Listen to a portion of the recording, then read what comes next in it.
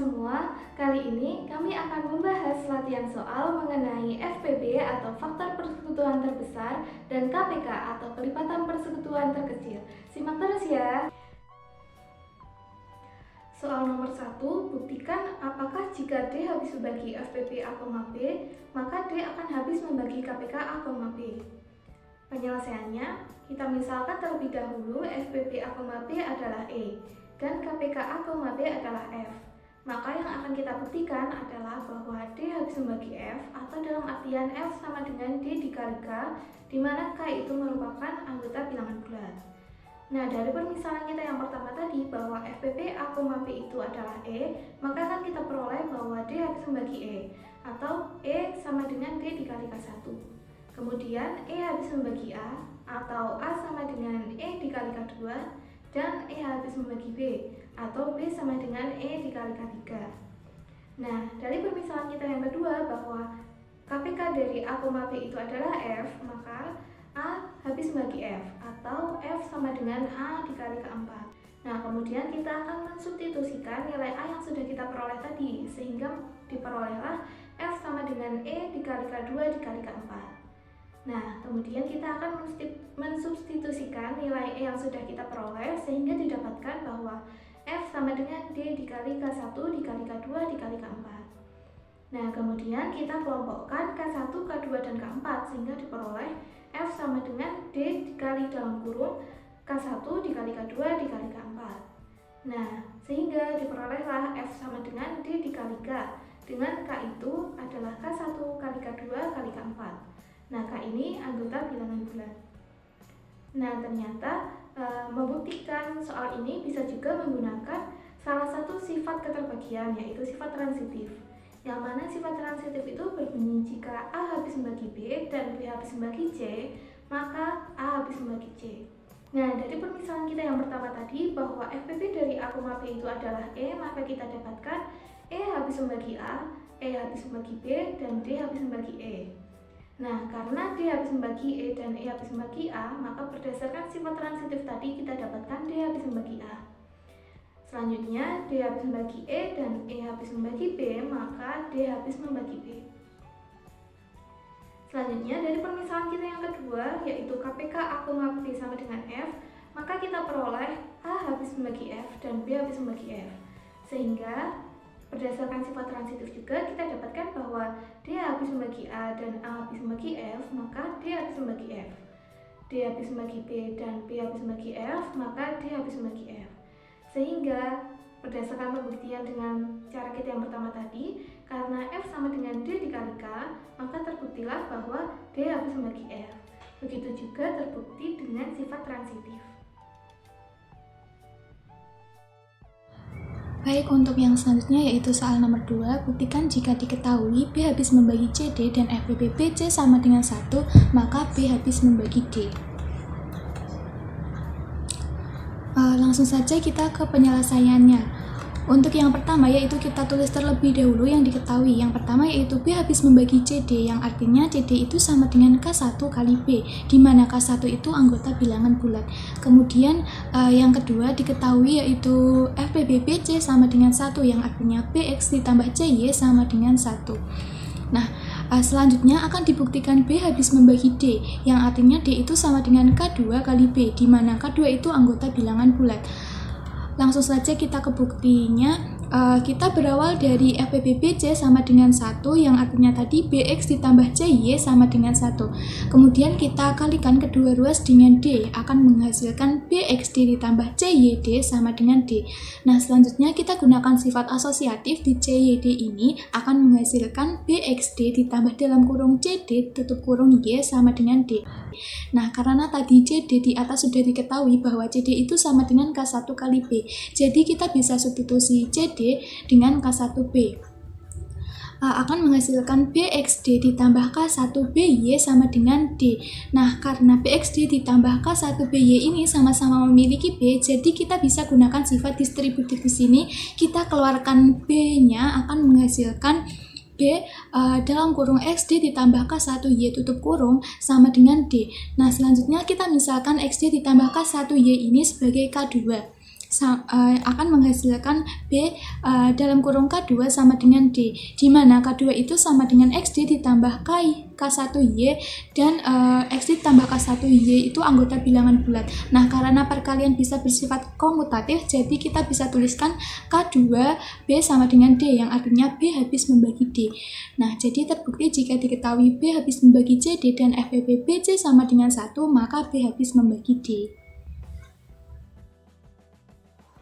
Oke, kita lanjut ke soal nomor 3. Tentukanlah FPB dari 4840 dan 1512 dengan menggunakan metode algoritma Euclid. Kita langsung saja ke penyelesaiannya. Algoritma Euclid memiliki rumus jika B sama dengan A dikali Q ditambah R, maka FPB B, A sama dengan FPB A, R. Dengan B sebagai pembagi, Q sebagai hasil bagi, dan R sebagai sisa bagi.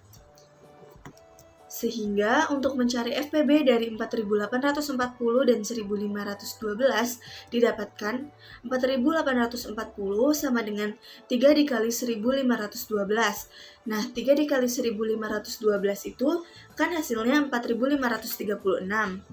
Nah, untuk mencapai ke 4840, kita harus menambahkannya dengan 304. Maka FPB 4840 dan 1512 itu sama dengan FPB 1512 dan 304.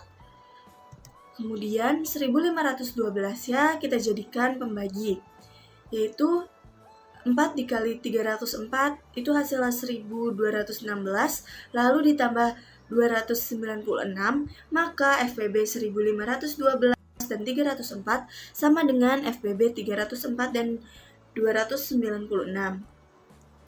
Lanjut, 304 ya kita jadikan pembagi, maka 1 dikali 296 hasilnya itu tetap 296, dan untuk mencapai ke 304 kita harus menambahkannya dengan 8, maka FPB 304 dan 296 sama dengan FPB 296 dan 8. Lanjut, 296-nya kita jadikan pembagi, maka 296 sama dengan 37 kali 8. 37 kali 8 itu hasilnya 296. Karena sisa baginya itu udah 0, berarti 296 sama dengan 37 kali 8 ditambah 0, maka FPB 296 dan 8 itu sama dengan FPB 8 dan 0, maka hasilnya 8. Jadi diperoleh bahwa FPB dari 4840 dan 1512 adalah 8. Soal nomor 4, misal A, B, C adalah bilangan bulat positif dengan A tidak sama dengan 0 dan B tidak sama dengan 0. Buktikan apakah jika KPK A, B habis membagi C, maka A habis membagi C dan B habis membagi C. Untuk penyelesaiannya, kita telah mengetahui bahwa A, B, C adalah bilangan bulat positif dengan A tidak sama dengan 0 dan B tidak sama dengan 0. Kita akan membuktikan bahwa A habis membagi C dan B habis membagi C. Kita misalkan terlebih dahulu KPK A, B itu sama dengan S, maka sesuai prinsip keterbagian, kita mendapatkan A habis membagi S dan B habis membagi S. Kita telah mengetahui bahwa KPK A, B habis membagi C dan KPK A, B itu sama dengan S. Maka kita juga dapat menuliskan bahwa S habis membagi C. Lalu kita akan menggunakan sifat transitif, yaitu ketika A habis membagi S dan S habis membagi C, maka A habis membagi C. Dan ketika B habis membagi S dan S habis membagi C, maka B habis membagi C. Jadi terbukti bahwa jika KPK A, B habis membagi C, maka A habis membagi C dan B habis membagi C. Kita masuk ke contoh soal nomor 5, yaitu menentukan FPB dan KPK dari 1530 dan 545.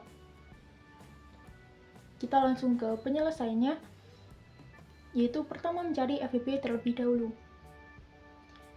yaitu bilangan 1530 dibagi 545 menghasilkan 2, dengan sisanya adalah 440. Jadi, FVP 1530,545 sama dengan FVP 545,440.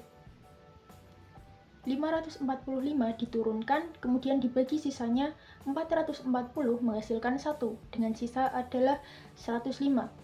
Jadi, FVP 545,440 sama dengan FVP 440,105. 440 diturunkan, dibagi dengan sisanya 105, menghasilkan 4. Sisanya adalah 20. Jadi, FVP 440,105 sama dengan FVP 105,20. 105 diturunkan, dibagi dengan sisanya 20, menghasilkan 5. Sisanya adalah 5. Jadi, FVP 105,20 sama dengan FVP 20,5. 20 diturunkan, dibagi dengan sisanya adalah 5, menghasilkan 4. Sisanya adalah 0. Jadi, FVP 20,5 sama dengan FVP 5,0. Sehingga dapat diketahui bahwa FVP dari 1530,545 sama dengan 5. Kemudian mencari KPK-nya. Caranya adalah kedua bilangan tadi dikalikan dibagi dengan FVP-nya. Jadi, 1530 dikali 545 menghasilkan 833.850 dibagi dengan FVP tadi yaitu 5 menghasilkan 166.770. Jadi, FVP dan KPK dari 1530 dan 545 secara berturut-turut adalah 5 dan 166.770. Nah, itulah pembahasan dari latihan soal mengenai FVP dan KPK. Jika ada kesalahan dalam menjelaskan, kami meminta maaf. Semoga video ini bermanfaat. Jangan lupa like, komen, dan subscribe. Terima kasih.